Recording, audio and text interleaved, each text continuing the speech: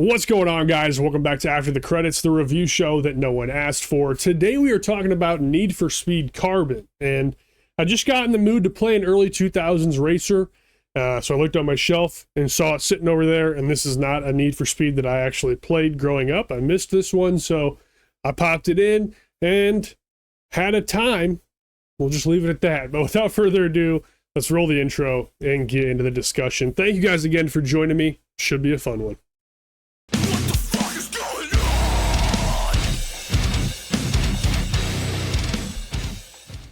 So the story of Need for Speed Carbon basically opens up with a cutscene of you and three other racers going across the finish line, and you're in the lead. The three racers are kind of all three wide right behind you, but it's actually set up by the police, and they shoot a laser that disables the vehicles, but since you're in the lead, they only hit the three cars behind you, which means your car is safe, and then you take off and disappear, essentially alluding to the fact that you fled the city for some time being because the heat was too high. And then the game actually picks up a few years down the road when you return back to the city, and at that point you realize that the city is now broken up into 4 different regions that are all controlled by 4 different crews. So it's your job throughout the game to go through, win all the events in each region, and reclaim the territory for yourself. Very, very cringy. Need for Speed stories typically are very cringy. You're not going to get a very fun, like a very thoughtful or deep emotional story with these games. That's not what it's about. It's about the racing, and that's literally all it comes down to. They put a story in here just to kind of give you a little something, but they're usually pretty lame, and this one's pretty lame and cringy. Now, as I mentioned in the previous section, you have to take over each territory, all 4 territories, to reclaim them as your own, and that's the main gameplay loop that you're going to be doing. The races are broke up into 3 different categories. You have race events, sprint events, and drift events. So, obviously, I don't need to explain races or sprints. I guess I could. Races are usually circuits, so they're usually 2-lap races around a course. Sprints are from point A to point B, and you finish at point B, and drift events are drift events. Now, this game does have that mechanic that the early 2000s Need for Speed games did with the drifting races in specific, where your car handles completely different than it would in a normal race, and they just make your car completely loosey-goosey, so you can just kind of go into those drift events with any car, no matter how it's set up, and just whip big old drifts around. But it does take a little bit of adjusting to get used to because it is a completely different game feel than the rest of the game. But all in all, it's arcadey, it's fun, no real complaints there.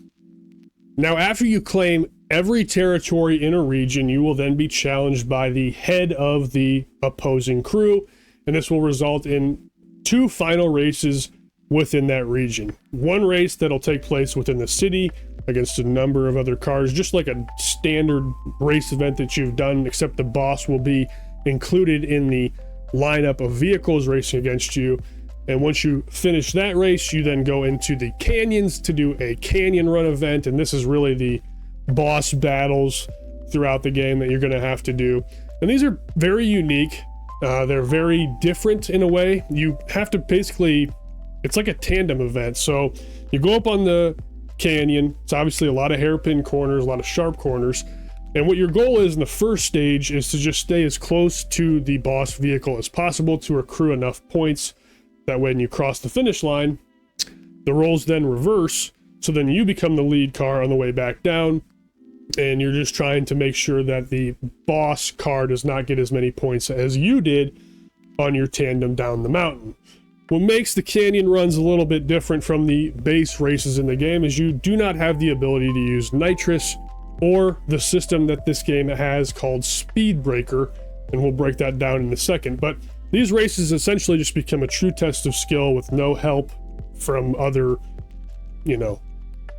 abilities, so to speak. So it is pretty cool, and I like that they had a little bit of a change of pace for those boss events. So we talked about Speedreaker a little bit in the last section, so let's take a second to dive into that mechanic a little bit more here. So I had a really difficult time kind of figuring out when to use this when I first started the game, because there wasn't really like a pop-up or anything that I'd noticed that told you what the best use case for this is. So Essentially what the Speedreaker is you can go ahead and hit the button on your controller that's tied to Speedreaker, and it slows down time and allows you to make a really, really finite movements with your vehicle in order to get out of tricky situations. So my initial thought was that I would use this when an imminent crash with AI traffic was arriving, and I had no other choice but to try to use this to get out of the way.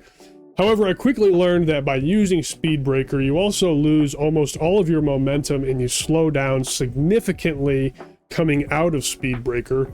So when I was using this on straightaways, I was just getting blown by, and ultimately it just led me to believe that that clearly wasn't the right time to use it, because you can actually keep more momentum by just hitting the car and bouncing off as opposed to using Speedreaker. So once I put the pieces together, I learned that the correct time to use Speedreaker is actually right in the braking zone of a difficult corner. So there's a really, really tight hairpin corner, and you want to make sure you would hit the Speedreaker around the same time you would start braking for that corner, because then you can kind of line your nose up, the nose of your vehicle up in a good direction, so that way you can optimize your exit velocity coming out of the corner.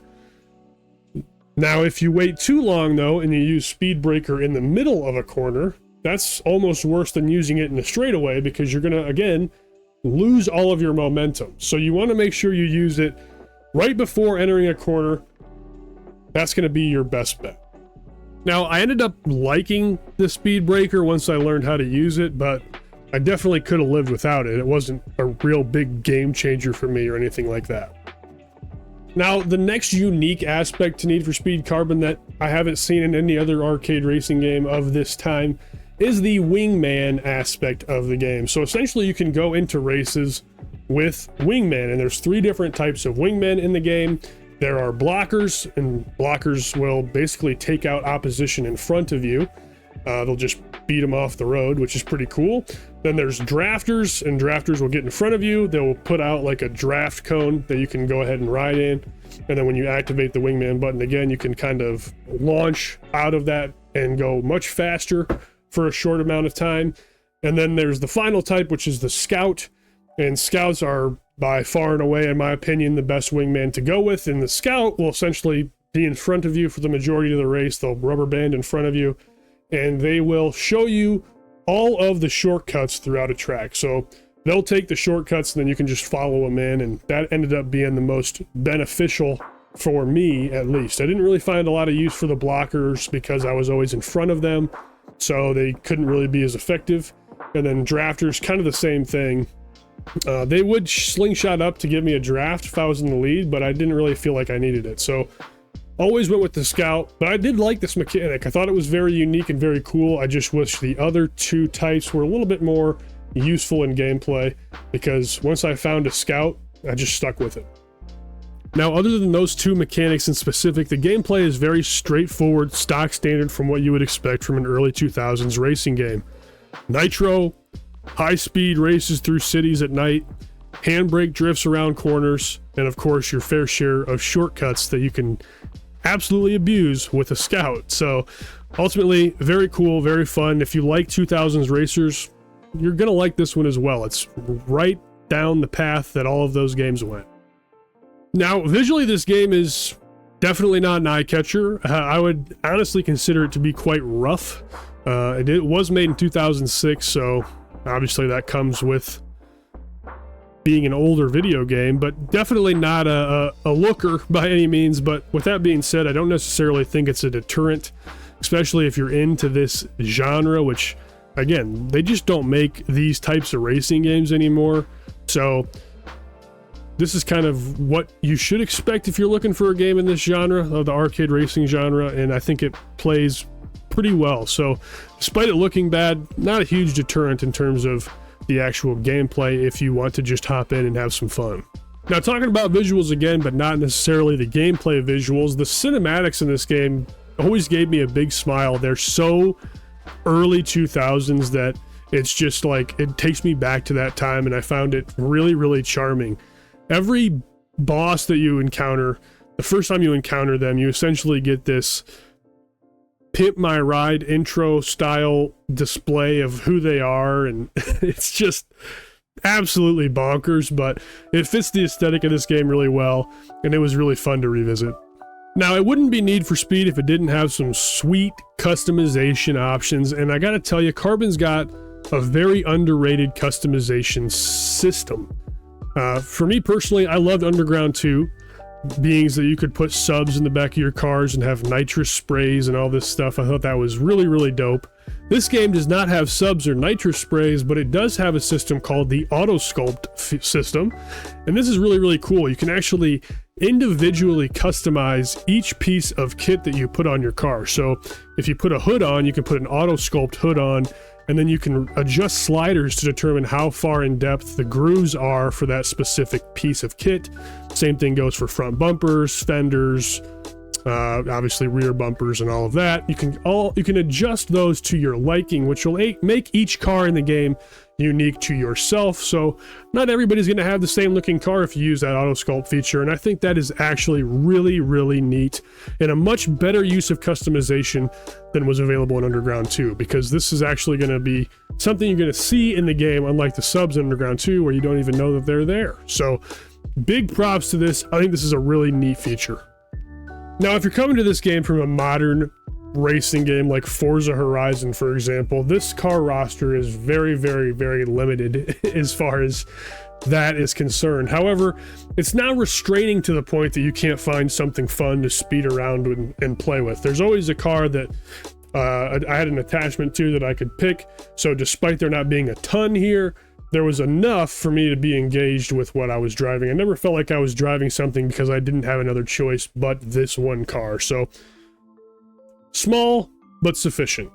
Now, another thing to mention is this game runs at 30 FPS, and with that being said, it does feel more sluggish than a modern racing game would today. It's just the nature of the beast, to be quite honest. And I will say, later on in the game, when you start to get involved in a lot of like police chases, so like when you're in a race with 8 other cars and then you have 4 or 5 police cars trying to tail you within that pack, it can get pretty choppy performance-wise at times, which is kind of rough. I would never say that it took me out of the experience because I just kind of expected that going into this game, but it is something to to be aware of, I guess I should say. It might run better on the PC port. I did play on PS3, which is notorious for having long loading times and this type of performance issues, and this game struggled with that a little bit, but it's manageable. Now, that being said, there were a few times in the game where it almost felt like the game didn't want to register my inputs correctly for Nitro or Speedreaker. This was very troublesome, especially the Speedreaker, because once I learned how that mechanic worked, I was using Speedreaker at a very specific time at the beginning of a corner, and if it didn't register my input, I was fucking rocketing into the wall. So that was a little bit of a bummer. Again, this could just be related to me playing on a PS3. If you got the PC port, if there is one, I'm sure that there is, that would probably run significantly better, but something to just, again, be aware of, because it's an older game. It's going to have its problems, and that is probably the biggest of its problems. Now, other than that, guys, that's really all I've got to say for Need for Speed Carbon. It's going to be a shorter review, but there's not a lot of substance here. It's just a game where you jump in, you hit the streets, you race, you clear air territories, and then you just kind of keep going at it until the game is complete. It's pretty samey all the way through, but I personally have an affection to these games. I love this genre, and it's very tragic we don't get these anymore. So I do enjoy revisiting these games when I can. So I had a good time with it, a really good time with it, to be honest. But with that being said, let's go ahead and review it from our S to Cheeks tier list as we do on this channel. I am going to give this game a B. A low B, could be a C. It's just very fun for me, but I can see someone that maybe isn't a big fan of the genre or has a hard time going back to older games having a lot of trouble with this one. So I think that's a good spot for it.